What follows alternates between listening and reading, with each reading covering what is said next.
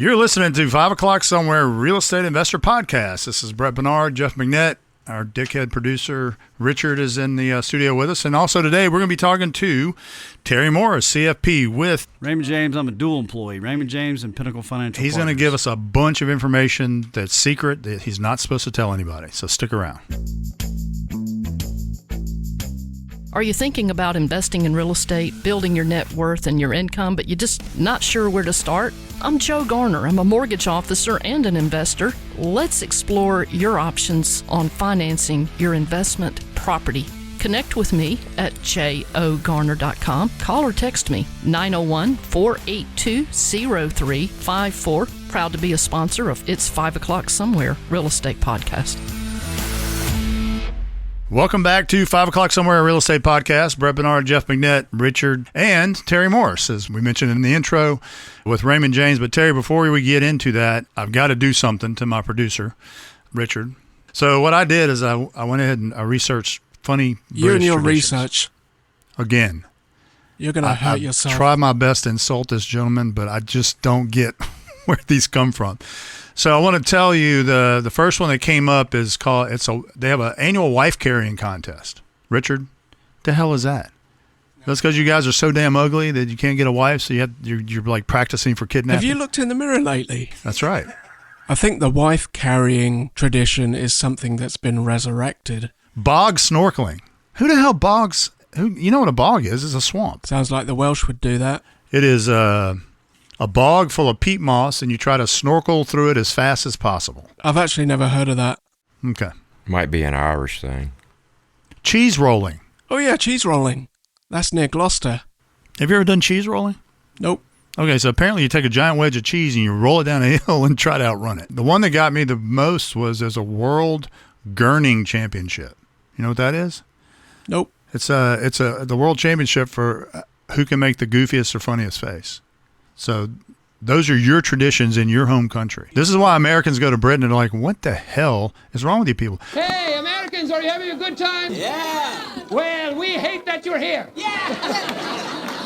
No, I'm not done. I hate you. I hate your guts.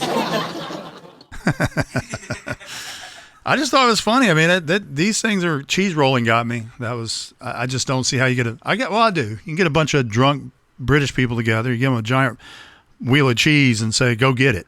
And they do. They chase it down a hill. All right, so let's get back to our show. Terry, welcome to the show. Thank you, sir. So Terry's going to be with us today, and Terry and I met on the phone a week ago, right? Called me about a particular situation. I did what I could to help out, and he made the mistake of saying, man, I owe you one. If there's anything you could ever do for you, let me know. And I said, well, there is one thing, by the way. We are looking. I need to hit recall on that email, by the way. Yeah. We have been looking for an expert.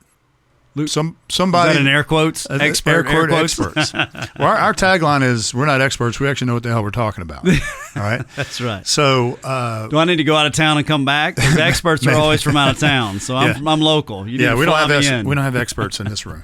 I did stay in the Holiday Inn Express last night. There you go. Makes me an expert. That makes you an expert. So we've been trying for, a year now to get somebody in that understands taxes. Okay. We deal with investors that buy and sell real estate, build investment portfolios.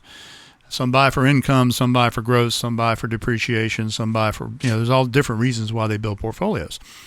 And there's so many questions that come our way about the pros and cons of buying real estate when it comes to taxes, when it comes to estate planning. That's why I was glad you navigated your HR department and got them to give you the blessing to come on. And we're going to have Richard read the disclaimer in a really cool British voice. Yeah, he's going to have to. He may end that with a joke at the very end. We're not sure.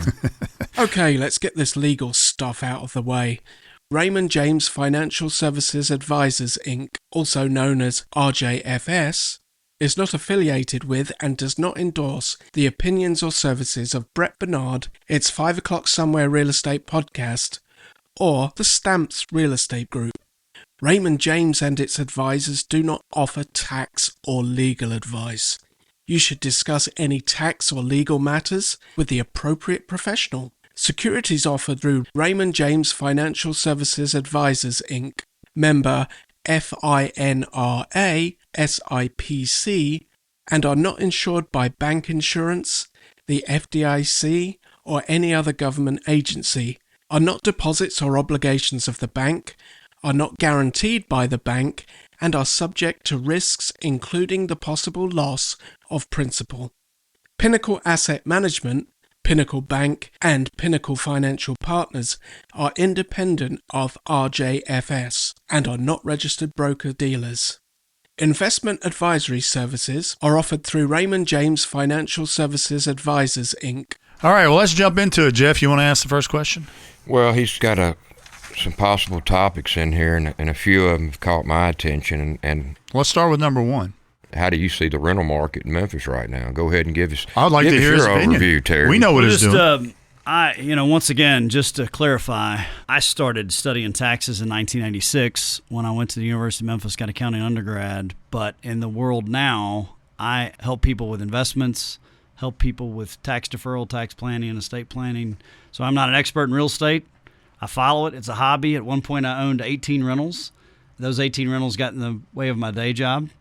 And so I was buying coming out of the 08-09 crisis, and I think real estate bottomed kind of in 11 around here. So I started buying 11, 12, 13. I was buying houses at $30, $40, $50 a square. And at that point, you talk about math. I brought I brought the computations here, and one of these that I purchased on Cornelia Lane, I bought it for $33,000, rented it for $800.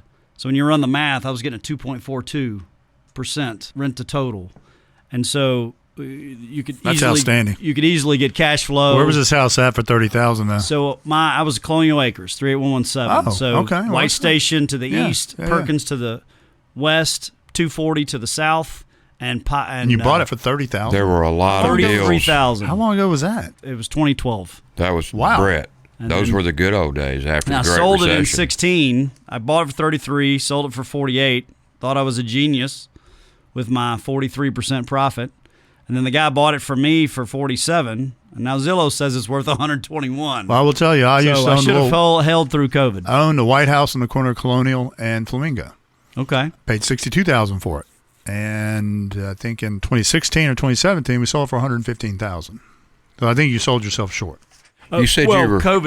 COVID, yes, ran up prices extremely. I mean, those houses were $100,000 houses. I bought them for $50,000, and I thought they would come back to $100,000. And after 4 or 5 years, realized they weren't going to come back to $100,000. So I gave up, pulled the plug, stuck with my day job, and the investors that bought them for me when COVID hit realized those $100,000 prices again. So Now you're like me. You wish you'd kept them all. But I think the cap rates or whatever you call, I don't know what you call them in this world, but I say rent to total price, and I was buying them at a 2 or something. We percent function on the rate. 1% rule. That's the base. Right. And right? so you're at today 2.4, which was outstanding. That's double what most but in a investors bad can location. So I mean, I think that Well.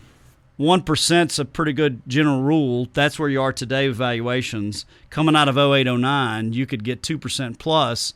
But I was buying in areas of town that didn't attract the most wonderful tenants. So, Well, but I think where was today's you- market is more fully valued. We're not at a discount. We're not at a huge premium. We're not going to roll over. That 38117 is a pretty good area. I mean, where were your other properties at? Once you get down to 240, You get- 38117 so isn't when you that go, great. When you It's a little- Did you when stay, you get south of Quince and okay. get- Well, maybe back at that time. Did you but have that them area on has the made other- a tremendous boost. It really has picked up a lot. I sold too early. Yeah, you sold Did too you early. stay north of 240, or did you go venture down off Perkins into the south side? I never went south of 240, but even when you get Yeah. south of Quince to 240, Right, that yeah. area was Yeah. at that point. I got out of my final of the 18 that I had. 8 of those were in Covington, Tennessee. 10 of those were here locally. I probably got out of the Memphis locations in 2018. What was your ultimate decision to get out of it altogether, other than the fact that you're focusing on your day job, as you said before? Why not Day Why job. not just hire a management company and let it hit? Should have. So hindsight, I should have given up the 8 to 10% in management fee, and I would have doubled my capital at this Right. point. So that was a bad mistake. But tenants, a lot of bad things. One thing on my list was I put on there, has any bad thing ever happened to you? There is an underbelly to rentals. Yeah. And my 2 stories are that I had a location on Dunn Avenue here, and that's 38111, I think, or a little closer Yep. to University of Memphis. So the location on Dunn tenant moves in, and they gave me a sob story, and I didn't do a credit check, and I just, I was going to let her in. And so she gets in, and I don't do a background check, don't do a credit check. She starts not paying. Eventually, I have to evict, and when she leaves, I go over to the house, and she's taken every appliance, every light fixture. She took the vanity in the bathroom. Wow. And so I call her, and she says, oh, I didn't do that. And I said, well, the neighbor said there was a white truck here, and as you were leaving, you were loading things in the white truck. And she goes, well, that wasn't me, and you can't do anything about it. I said, I've got your name, your date of birth, and your social. You don't think we can do anything about it? I said, if you don't bring those items back, I'm taking you to court. And so ultimately she said, well, and I said, well, let's go to court. Let's see who, after doing then later figuring out she had some felonies and things in the past. I said, who do you think the judge is going to believe? And it was very strange. About 3 or 4 days later, I was going to escalate this legally. I got a call from a stranger, and it was her cousin.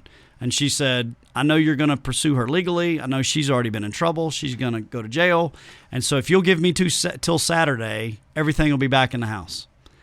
And this stranger once again calls me about 11 p.m. Saturday night and says, I've done everything but one item.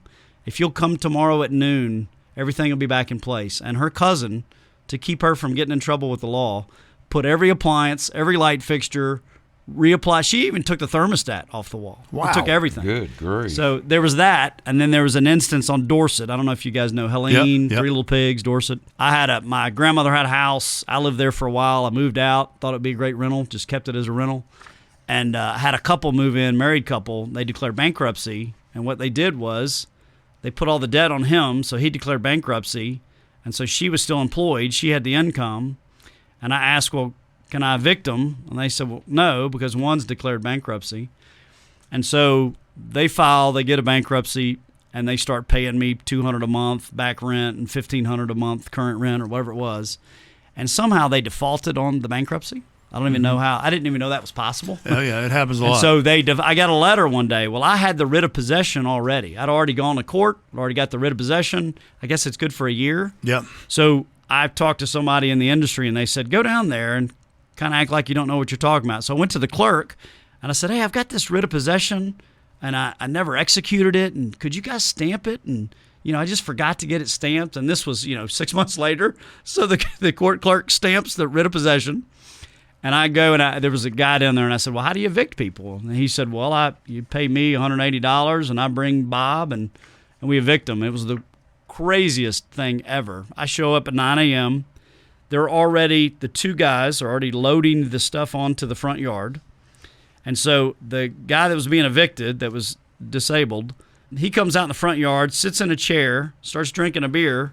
He calls his cousins. His cousins show up with a moving truck, and they start moving the furniture into the moving truck. So I'm sitting there. The mom comes home mad. The daughter whips in the driveway mad. I'm thinking I'm going to get shot. I'm thinking somebody's going to punch me in the face.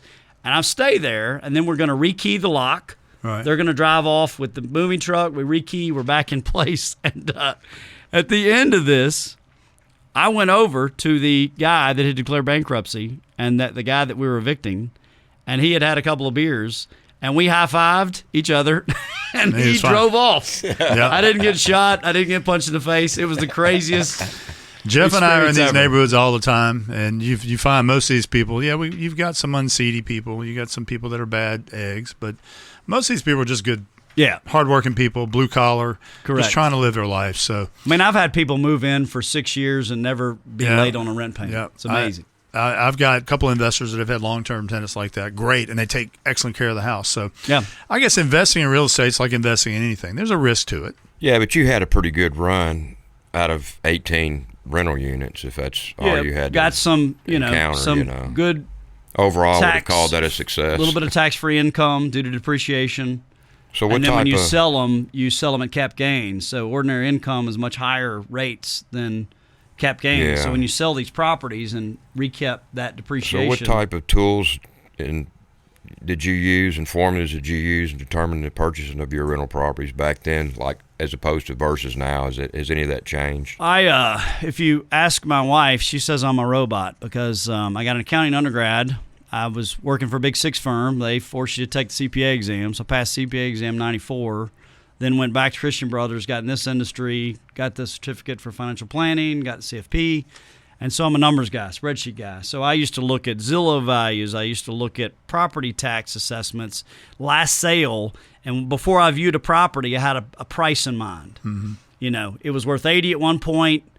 You know, last sale, tax values 30. You look at what the potential rent's 800. And in my mind, I would think I'll offer 40 or 45. And then you walk in, and if it's turnkey, maybe it's 50. And if somebody ripped the kitchen out, maybe you offer 40. And I was amazed. And what my final trick is I would watch. I might have 3 or 4 properties I would watch, and they would drop the price 1,000, and they would drop the price 1,000. That's somebody that kind of wants to sell, and then they would drop it 5 or 10. And if I ever saw a property I was watching at 60, the day they dropped at 10. I would make the offer, right? Because that's the point of capitulation. Yep. There's a family member, mom died, there's somebody in Florida, they don't want that house in 38117, and the second they drop the price $10,000, I would come in that day and say, cash offer can close in 10 days. Bam, they took the offer. Well, since the 2008-9 crash, when Memphis started coming back, Memphis is now ranked 3rd in the country as the best place to invest. Memphis is full of Japanese, Australian, Israeli investors. A lot of hedge fund groups have picked up tons of property here. So right.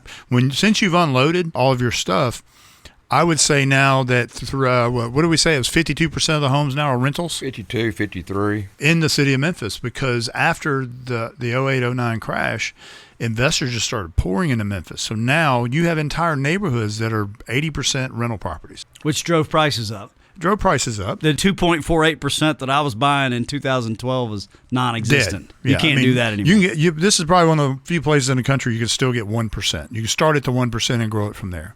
We get a couple of them. You get 1.25, 1.3, somewhere in there. But getting 2, that's damn near impossible. But with all of that happened, you've got this segment that says, well, there's too many investors own property here. Not enough people own their own home. But that's due to demographics. That's due to culture, right? So, Brett, they just don't buy property. Median income.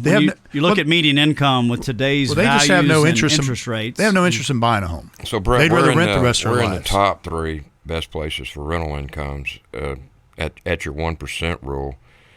Is that what those other markets? They give you good returns starting. I'm getting a lot of investment calls now that are trying to inch up to the 2%. That seems like a giant leap. It is. I mean, you can probably pick up 1.5, close to 2 in Detroit. But what about? But who the hell wants to be an investor in Detroit? I mean, seriously, you might as well go to south side of Chicago and start buying $20,000 houses. Or you could roll the dice in Gary, Indiana, and see how far they go. Oh yeah. Well, it was Cleveland, Ohio, or Detroit was 1. Cleveland, Ohio was number 2. Memphis is number 3. Little Rock's no longer on there. They used to be in the top 5. They've dropped to like number 11. Yeah. So, well, let's give Terry here some hard questions now. Let's Let me put my CPA hat on. Let's call on the CFP tax hat man on. right here. wait, you want to take a break? Let's take a break. Go roll some cheese. I'm just curious. Richard? So don't roll let's say I'm cheese, an I just average eat it. investor. I've only been doing it for 5 or 6 years. I've got 10 rental properties. I'm putting all the cash flow back for maintenance and repairs, and I'm taking all that other money, and I'm just doubling down on first 2 properties, trying to pay those mortgages down. Okay. And I've completed that. Say I own 10 rental properties, 3 of them are paid for, getting good cash flow, $1,200, $1,500 a month. Where does that put me from a tax standpoint? Is that rental income more favorable income than, say, my payroll job at FedEx? Explain the difference and how much better that taxable income can be. In the world of receiving income and putting it on a tax return, ordinary income, W-2 is what we'll call it, that's kind of the worst place to be. There's no flexibility, there's no deductions, and so I live in W-2 land, and the government, my last dollar in between FICA and federal is over 40%. So I make $1, the government takes 40% of that last dollar. So your day job, W-2 income, is highly taxed. Ordinary income rates are the highest.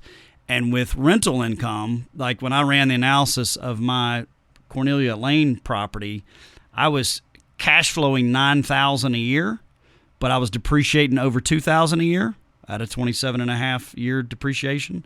So I was only getting taxed on $7,000 of that income. So $2,000 of that was tax free, would later be recouped at cap gains rates. Cap gains rates are 15-20%. Ordinary income can reach 40 to 42%. So rental income from a tax standpoint is one of the best percentage-wise. Okay, so A, potential lower rate. B, I call depreciation a phantom deduction. Depreciation isn't real. It doesn't cost you anything. Nobody reaches in your pocket, Right. takes depreciation, but the tax man allows you to take depreciation off, and that reduces your tax bill. So your effective rate on rental income is much lower than your effective rate Okay. on your day job. So I'm collecting rent, and I'm running it just like any other small business. If I'm collecting $1,200 a month rent, and I've got $800 in taxes and insurance and Right. mortgage payments, Yep. and I'm left with $400, do I have to pay the tax on that $400, or can I defer some of that if I pour it back into the house into a reserve account? Do I have to pay taxes on it then, or can I just keep rolling everything back into the property? Yeah, so a lot of people think that the mortgage balance and cash have something to do with taxes. The tax calculation is rent is a positive, insurance deducts from that, and taxes deduct from that, interest deducts from that. You don't get a deduction for a principal payment on your mortgage. So that's capital in your pocket. You don't get that deduction. You do get the depreciation deduction. So that's So considered income. A lot to of you. people think, oh, if I put this in the business account and don't put it in my Right. pocket, I won't get taxed. But That's I've not got, a true statement. But I've got $400 left over. I'm going to get So taxed on the that. only way to not get taxed on that is redeploy that into the business by making a repair, for instance. If I bought a new dishwasher, But I want to take that money and buy the mortgage down, buy the principal that down. doesn't save you money on taxes, but it saves Okay. future interest. Right, so okay. buying the mortgage down is Well, a good but idea, if but it you- doesn't help your But tax if you're return. paying back a loan, that's non-taxable, correct? Because you borrowed the money, you're paying You the money get back. taxed on the $400 net. You're going to get taxed on your net income. So even and if then you apply can it to the either principal go buy a balance. Lamborghini or you can pay down debt. That's what I'm saying. So Once you're the going to get mon- taxed on the $400, even if you apply it to extra principal of the loan, or the regardless, money you borrowed. You can take it to Vegas. You can buy a Lamborghini. You can pay down debt. You're going to be taxed on that cash. Okay. The net cash you're going to do something with, and it's really a great idea to pay down debt. Because Okay. in Oh, the yeah. future, when you retire, it's all cash flow, Oh, right? absolutely. A lot of people think that, if I put it back in my business, I don't pay tax on it. That's not a true statement. Well, I Depends would on- much rather put that $400 toward the principal balance than to go fix a light fixture or make a repair, unless it's necessary. Yeah, you Correct. don't want to just Obviously. write off stuff for the fact Correct. that A lot I'm of people paying want to spend all taxes. their money at the end of the year because it's a great. But you're to your point, you have to do something with that. And Well, if my that attitude is if you're going something to pay doesn't- tax on it, you might as well be putting it toward the debt and gaining something out of yeah. it. Well, or that's a remodel. If you're renting Yeah. at $1,200 and a $10,000 remodel raises rent to $1,500, then putting money in cabinets might make sense. True. But paying down debt is a great long-term strategy for absolutely. retirement. Well, Brett, I had a buddy that ran a small successful business, and everything was a tax write-off to him, okay? He'd go buy a new truck as a tax write-off. He'd take his family to Disney World. He would tell somebody he took a bunch of clients down. It was a tax write-off. His goal was to write everything off to where he was left with zero income. And, that's great short term, but long term, eventually you're going to have to show some income. And you're if going you to have get to audited, reinvest. If you get audited and they realize the That's what I'm Disney trip saying. wasn't business, Yeah, then you I owe mean- back taxes, penalties, and interest. Jeff and I both have boats down at Pickwick, down on EDOC. All three of us. Oh, you're up? There we go. You're down I'm there at too? Grand Harbor. No way. Oh, okay. I'm on We're on, M-Dock. we're on EDOC. We're At Grand Harbor or at at We're Aqua. at Aqua Yacht. okay. We're at the very end. Can we even speak to each other if you're at Aqua and I'm at absolutely. Grand Harbor? Okay. Absolutely. He'll teach you about cheese. Cheese. Yeah, we'll go. We got it. We'll go. Before you- We'll go cheese before you go surfing. off topic- We'll I gotta go off topic. Drag That's a the wheel of fourth- cheese behind that's the the boat. That's fourth- how we do it in America. That's the fourth mention of cheese. Do you know where the big cheese comes from? Where's that? So in South America, the cheese would be delivered. And so your poor producer that you pay pennies would come and buy a quarter slice of cheese. I wouldn't He even would give buy him that some much. cheese. The richest person in town, the wealthy person in town, Buy would the buy big an wheel. entire wheel of cheese and take it to his house. And he was known they as the would big begin cheese. to they would begin to call the wealthy Richard, person you're the little big cheese. Oh, wow. Yes, but I'm, That's his new nickname. but I'm Richard, the Little little cheese Brit.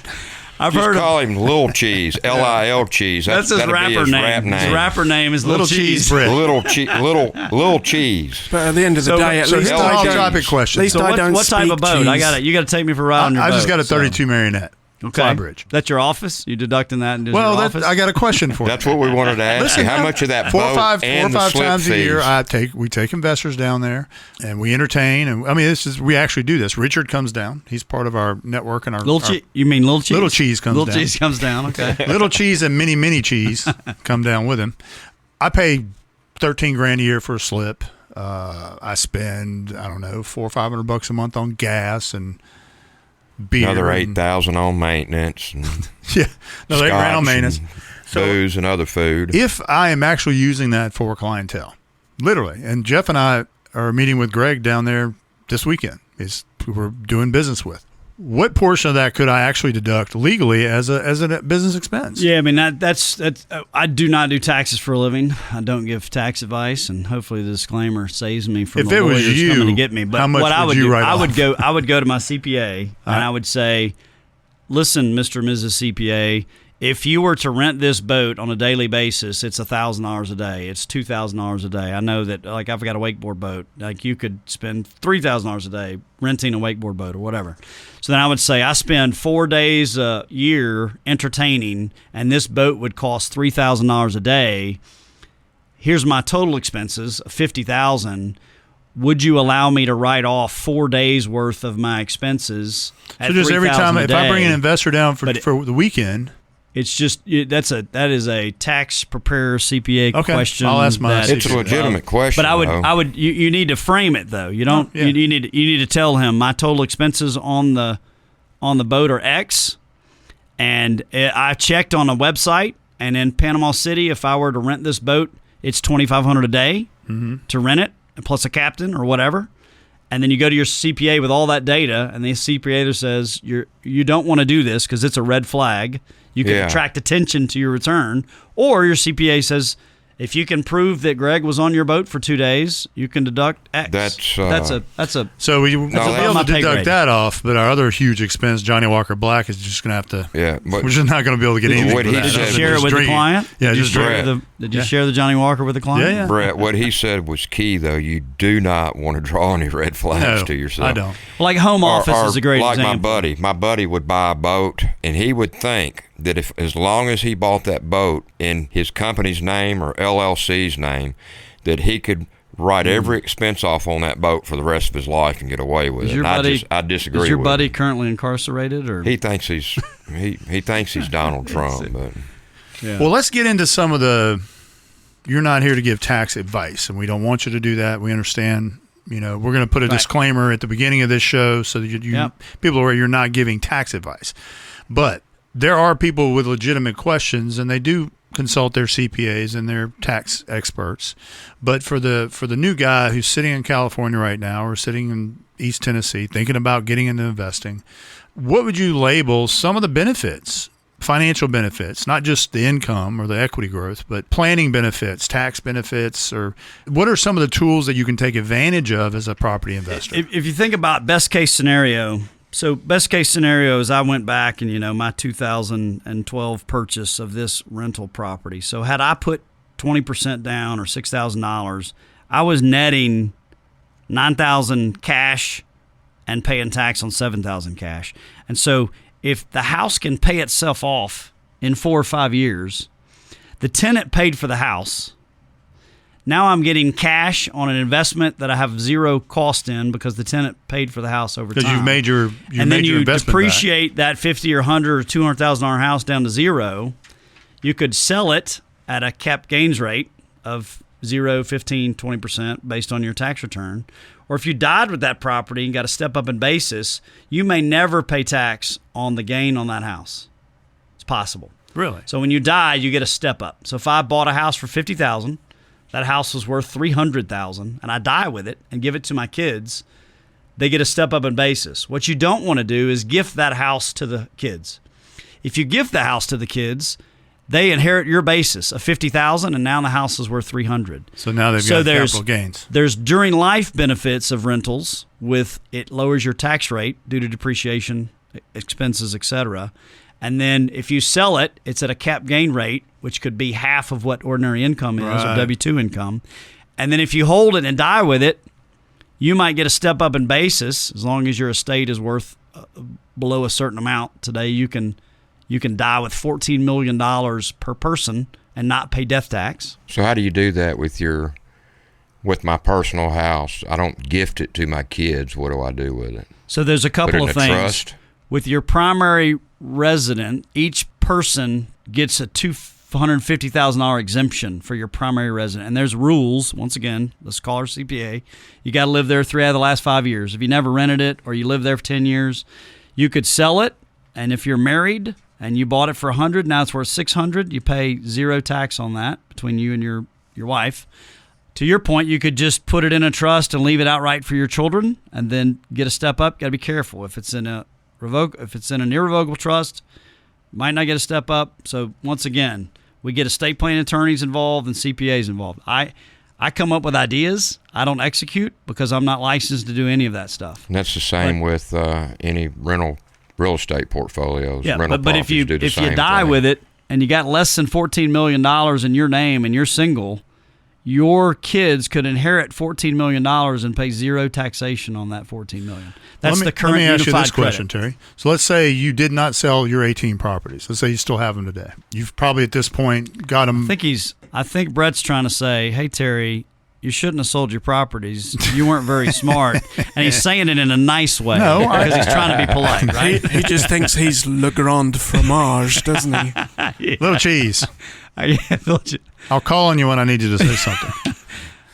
So let's say you kept those for would be whatever reason you worth kept your those would be properties. worth 150% of the value I sold. How them would at. you? So for the listeners who Yes. are building portfolios, what would you have done with your portfolio today to maximize tax benefits, depreciation, and estate planning? What would you have done personally to really maximize everything? One thing you think about is someone could be hurt on these properties. So you start having to think about when you own things, when you're a renter in the world and you're walking around and you don't have a balance sheet and net worth, you're not really worried about anybody coming after you because you can't suck blood out of a turnip. But when you build net worth through real estate and you've got $1 million and someone trips on your front porch because it ices over, then they sue you because they know that you have a boat at Pickwick and $1 million. So you probably want to get with an attorney, form an LLC, put those rentals in an LLC to have a little layer of protection against your personal balance sheet. Once again, I'm not giving advice. Call your attorney. And then you want to have an umbrella policy.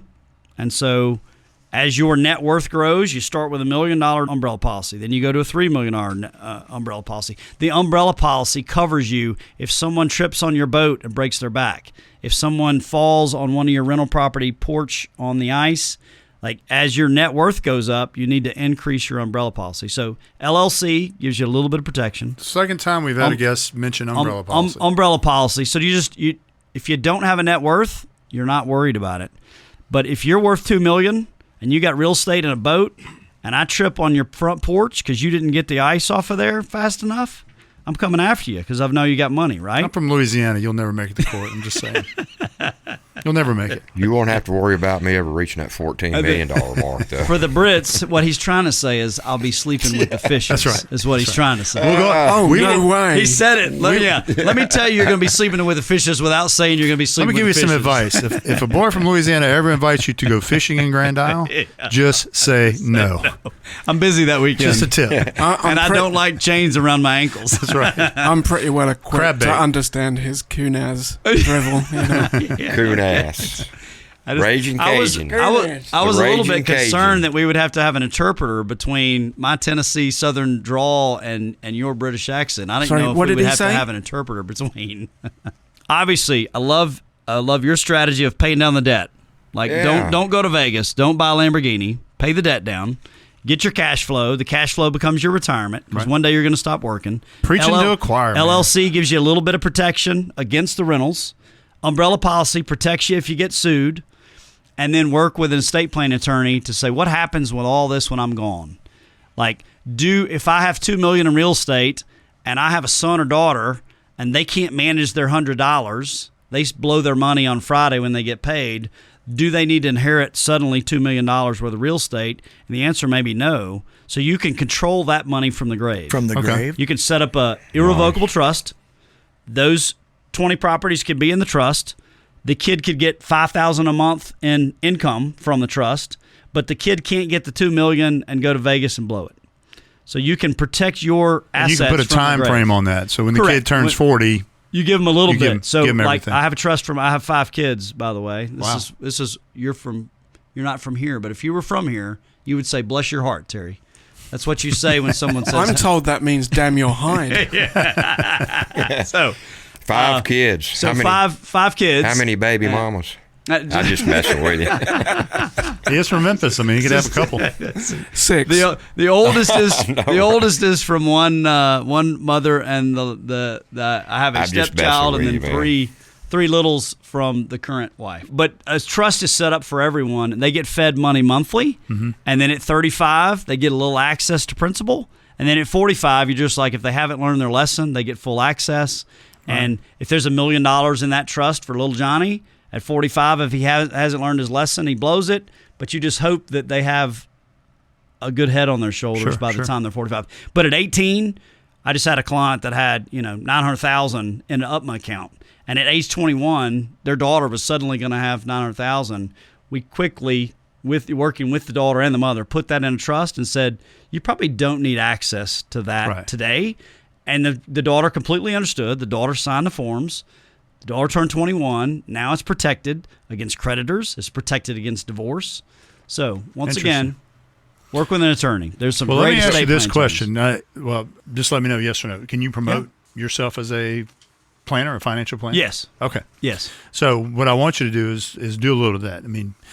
let me ask you this. So if I got a guy in Utah who is building a portfolio, and he is now thinking about all these what ifs with his kids and his wife, and as his kids are growing, can they reach out to you in Tennessee and get help? Or is that something you have to do only for people in Tennessee? Yeah, so my core competency, my day job is managing people's investments. And so if you sold your portfolio of houses for $3 million and you didn't have income, and you came to me and said, Terry, I used to get $15,000 a month in income, and I sold my properties because I got tired of them. What do I do? We take that $3 million, turn it into a portfolio that then provides you with lifetime income. Gotcha. We figure out how to pay you monthly bonds and stocks and dividends and all those things. What I'm curious about, and I'm not sure if that's what he was talking about or not, are you licensed in the state of Tennessee? Can only do stuff for people in Tennessee, or I can work in all 50 states. I'm Okay. currently licensed in probably 20. Okay. A lot of FedEx execs that I have moved out to Arizona, so I go to Arizona about once a year and deal with them. Tupelo was another hotbed. We had a couple of clients that didn't want their information being in the community. So once one found an advisor in Memphis, they all decided, hey, I don't want Tupelo talking about me and my $1 million. And so I have a little pocket in Tupelo, I have a pocket in Arizona, and then, from there, So basically, if Georgia, anybody Texas, listening Florida. today, they're building a portfolio and they've got questions, and maybe decide maybe I should hire a professional to help me plan my future for my kids and my wife and my portfolio and my retirement, they can get in touch with you. Correct. Yeah. Now I'll give my email. Give out your phone number and email. Direct dial is 901-351-7740. And work email is Terry, Terry.Morris, MORRIS, at RaymondJames.com. And you are not an attorney. You are I'm not a an CPA. attorney, not a CPA. You're not giving tax advice or legal advice. I'm not even talking to you guys. You were just. I've never met Little Cheese. I don't even know who Little Cheese is. Well, there he is. Now you've met him. Sorry, did you hear somebody? Who's that? There's nobody So, here. There's because nothing to see here. what I wanted to get from you as a previous investor, understanding the investor side of it, Right. and also understanding the financial planning side of it. What I took from this is you're telling us your experience and what you would have done and what you did do with your own properties. You're not Correct. giving advice to people. Correct. But if you want to help someone help you to build a financial future, then get in touch with Terry. Let him help you. That'd be At least to great. guide you to the right spot. Yeah. If it's about estate planning, we're going to guide you to attorney. your example in Utah, attorneys like to deal in their own state because Right. state law is So very you'd find them a specific. state attorney in Utah. So I would get it. Yeah, these and people go to work together with conferences. them to build So, this. like system. currently, I had a Georgia scenario, and the Georgia scenario, they needed a Tennessee license. And so the Georgia attorney had to refer the client to a Tennessee attorney because the Georgia attorney didn't feel comfortable with the Tennessee issue. So with Gotcha. the Utah, they all go to conferences, they all talk, they all But you would know work each with other. that Utah attorney in this estate planning for that client. Yeah, it just depends. If it's all real estate, if all you own is real estate, I'm going to refer you off to an attorney, and I'm not going to be in the middle of it. It's when you have to manage assets. You Right. know, when people have cash. I mean, I looked at rates today. Like our money market today was yielding 4.31. We've got muni portfolios that are yielding net tax-effective yields of 5.5. So if you had a fleet of 100 rentals and you were kicking off and had a couple million in excess cash, I don't think your bank is paying you 4.31. That's an opportunity to come to the investment side. Although I'm inside of a bank, when investors want to buy stocks, bonds, treasuries, CDs, etc., they can go to the wealth side of the bank, and we can get them whatever they need. In this environment today, you take $1 million and buy munis kicking off 4+%. That tax affects you into a 6 to 7% tax effective yield. There's no bank in the country paying anybody 6%. No. So that's what I was going to ask you. Take your guy Daniel, who's built a fortune for himself, and he's a lot of his properties are paid off, and he's just making bukus of cash flow. We're going to refer to Daniel as the Big Cheese. Would- from He's the here Big forward. Cheese. Big Cheese. Would Big Cheese Daniel? What would he do with that excess cash? Is that where you come in? He'd come talk Yeah. to you. What would So you tell him to do what- with it? what Money I market, find treasury is- bills. What I find is that people that have an expertise, and once you become Daniel, your expertise is real estate. Those people like investing in what they know. So when I tell them about a 4% money market or an 8% fund, and I say, hey, I've got this mutual fund, it's made 8% a year, they begin to tell me that, hey, Terry, I've tripled my money in real estate because I bought pre-COVID. So, but if they're got $5 million parked at the bank earning 3%, Yeah. and they would like to earn 4 or 5 or 6, on the wealth side, we can get them things sometimes the bank a can't savvy do. investor So- is going to want to do something. He's not want to just leave so, it. and this is daily liquid. We're not talking about a 5-year tie-up or a 1-year tie-up in a CD. I mean, Right. we're talking about money markets that are daily liquid, meaning you can have your money in your account in 2 business days. And with municipals, you could sell them in a day or 2, and you could have your money in your bank account, being able to spend it within 3 so business you days. basically just can set him up like a financial planner We with, would- with his correct. IRAs and Roth IRAs. And if you have a this, that, and the business, you other. want to do maybe a SEP IRA and take a tax deduction. And so you were talking about deductions. Airplane, probably bad idea. Boat, bad idea. Family trip to Disney, probably bad idea. Johnny Walker Black. But Johnny Walker Good Black idea. depends on Good whether you idea. feed it to the clients or not. When we finish this, I sometimes collect bourbons and give bourbons to clients. So we'll have to. Well, have we're the going to bourbon start the boat. conversation. The boat year starts this coming weekend, so Okay. you're going to have to come We're down. gonna- You're going to have to we'll- come around and find us. Yeah, we do big crab boils on the dock. We have We'll big have parties. bourbon and boats. Absolutely. Starting and Absolutely. Start, yeah. So to your point, so especially with if you had employees and wanted to set up a retirement plan for your employees, or if you wanted to start saving, $30,000-$40,000 a year on taxes by using a retirement plan, a SEP IRA. That's what we specialize in. You show me your tax return, you show me your portfolio, and I say, hey, you're missing out on a $40,000 tax deduction because you could have a retirement plan. Right. You could start a 401k for just you and your business, a Okay. solo 401k, and you could defer $66,000 in that. And if you're in a 30% bracket, you just save yourself 30% of $66,000. And if it was excess cash flow, you're just building for retirement. Right. And then you don't draw that money out of the IRA until you've retired. And then you theoretically in retirement, you're at a lower tax bracket. Jesus, Now, so if you've got a- complicated. I know, but I don't know anybody ever retires as complicated as it But I is mean, to it- save. it and makes invest. Started sense for studying this someone- stuff in 1986, and I'm Jeez. still working on it. But it makes sense for someone like Daniel who's just got excessive cash flow coming in. I thought we were supposed to refer to Daniel as Big Cheese. Well, from Big here Cheese. forward. Big Cheese. He's got Okay. excess cash flow coming in. I don't know what he does with it. It's none of my business. But Well, he's instead of building sitting he's building an 80-unit apartment complex right now. Well, there's that. He doesn't want to hear about 4% money But markets when he's going to build that and apartment sell it building, and probably right? make a $3 million profit on Terry, it. So he's got I'm to move that talking money about somewhere. a more conservative guy like me that would have a medium-sized cheese. That would have medium-sized We cheese. call them the cheese it. that would have a handful of, a conservative guy like me that have a handful of rental properties. He's getting older. He's tired of fooling with them, but he doesn't want to give them up. He's making cash flow, but he doesn't want to just leave it in a bank. I'm too lazy to go out and build an apartment complex at my age, so I'm just going to come give it to you and let you make me 4 or 5%. There's nothing wrong with that. Or, I mean, you could be in an equity portfolio that made 20% last year. Yeah. So that's it just more depends. risky, obviously, right? You just have to, if you're Yeah. willing to lose, you can make a gain, and if you want something safe, I'm you're going too to be old in for the. that risk. I need If you something. want something safe, you're I going to be need in the 4 to something 5% range. I need something steady, safe, about 8 or 9%. Yeah. Can you hook me up? About Let's 8 talk. or 9%. Let's talk offline. All right. Well, we appreciate everybody listening to us 5 o'clock Summer Real Estate Investor Podcast. Terry, thank you for being here. Again, you're not an attorney. You're not a CPA. You're just here having fun with the guys. We appreciate you listening, and check out our next episode. We'll see you soon. For more common sense real estate tips, listen and subscribe at 5o'clocksomewherepodcast.com. The 5 O'Clock Somewhere Real Estate Investor Podcast is a Sound Ideas Group production.